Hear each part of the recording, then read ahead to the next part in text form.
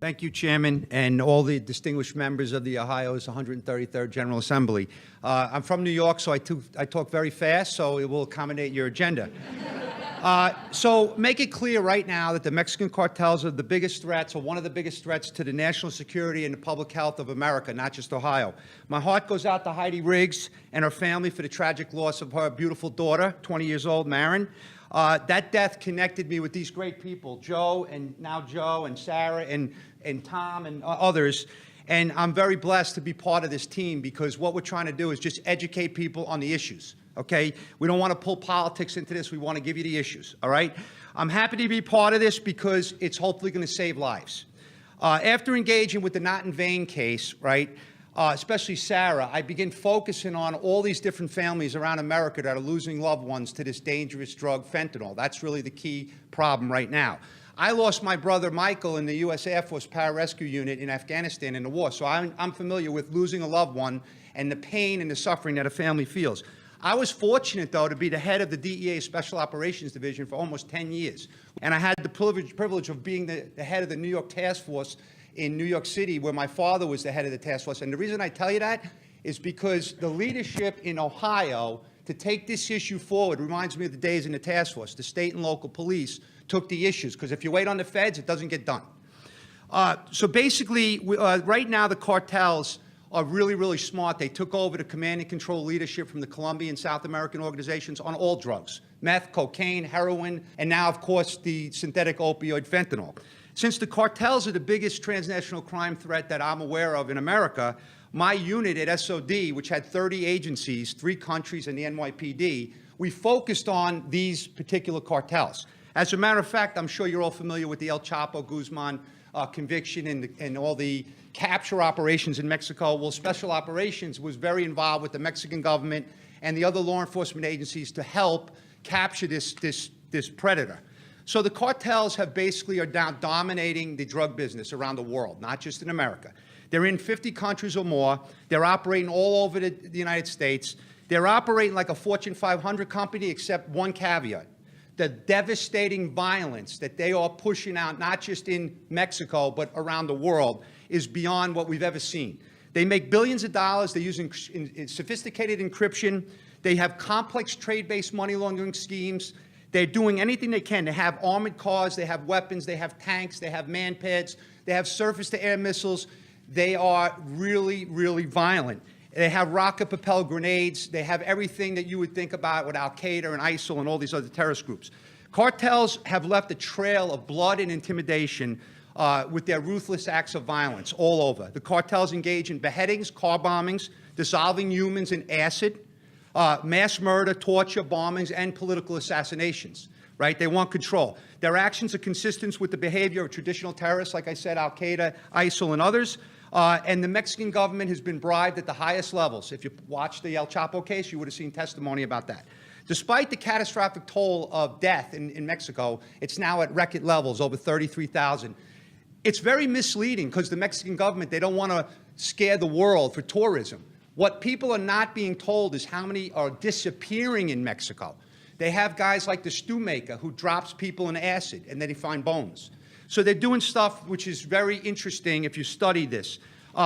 They also are displaying publicly on social media and video the public beheadings and the hangings and things like that, just to intimidate people. They are basically some of the worst in the world as far as I'm concerned. And their high purity products are killing Americans like we've never seen. And we have to really understand that. So one of the cartels, which is really very violent, is the Jalisco cartel, the new generation, of course, the Sinaloa cartel, Chapo Guzman. So if you look at the Columbus Dispatch recently, which caught my attention on May 26th, they talked about Ohio's ground zero, right, which it is. So thank you for the leadership. Thank you for this opportunity. The people in the communities all over your counties are seeing record number of fentanyl deaths, and that's coming from Mexico primarily. There is some coming from China. We could talk about that later if we have time. John Walters recently said we're spending much more money on terrorism, which is a good thing, but we're not spending a similar amount of money on the source of the death to more Americans right now. If you add up 9/11, if you add up the Iraq war, the Afghani war, my brother died, That's only 14% of how many people died in 2017 from drugs in America, right? So it's overwhelming, and this kind of blew me away. In this state, this great state of Ohio, 5 of the counties are at the top in the country for these overdose deaths. Terrorists are increasingly turning to crime and criminal networks for their funding. That's a fact. So we have a much larger problem. But don't be fooled by death rates declining in America because Narcan is a miracle drug. Narcan is saving people every day. So there's a lot of politicians that say, oh, the death rate's going down. Well, what about the increase in Narcan? And now the prices of Narcan are going through the roof, right? So these are things you have to be aware of. We must shut down the funding streams of these global terrorists.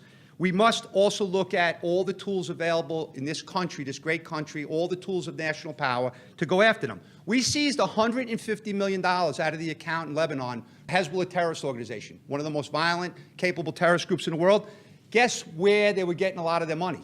From the Los Zetas Mexican Cartel. We indicted a guy in the Eastern District of Virginia, Aman Juma. He was indicted for moving $200 million a month through the used car trade-based scheme all over America, probably even in Ohio.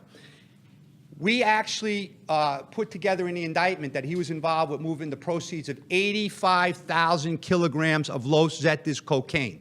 So terrorists are right in the mix with the drug cartels. Make no mistake. April 12th, I'm going very fast, I apologize, trying to live up to the chairman. April 12th, 2019, the Indiana State Police seized 6 kilograms of fentanyl that was destined for this state. Guess what? Here's the reality. 6 kilograms of fentanyl can kill 3 million people. That's about 25% of your state's population. Now, I'm not saying it's going to kill 3 million people, but if you listen to what the experts say, 2 milligrams of fentanyl, 4 grains of salt can kill an adult, right? So this is something that's disturbing. Mexican cartels also are very aligned with Chinese organized crime. I could talk all day about that disturbing trend. They are the primary source, the cartels are the primary source for heroin, fentanyl, and they're working with these groups on the money laundering also. Bottom line is the state of Ohio is inundated with crime, drugs, violence, fueled by the Mexican drug cartels. The cartels are taking advantage of these people that are addicted. Many of them are addicted from legitimate pain that they have from sports injuries, from car accidents, and it's a mess, right? So we can't forget about methamphetamines either in this state. That is, like, right now, like, maybe probably one of the biggest drug problems in America that people aren't talking about because it's not killing at the same levels. So if you want to declare a group a terrorist organization, just look at the State Department's website. They must be a foreign organization, check. The organization must engage in terrorism, check. The organization, terrorist activity or terrorism must threaten the security of U.S. nationals or national security, check. Long overdue for this designation in Washington, but they're asleep. They're not getting it done, and people are dying. So thank you very much for your interest in this topic, and I'm here to answer any questions that you have. I'll stay around all day if I have to, because I want to help you guys and understand this issue. Okay? Thank you very much.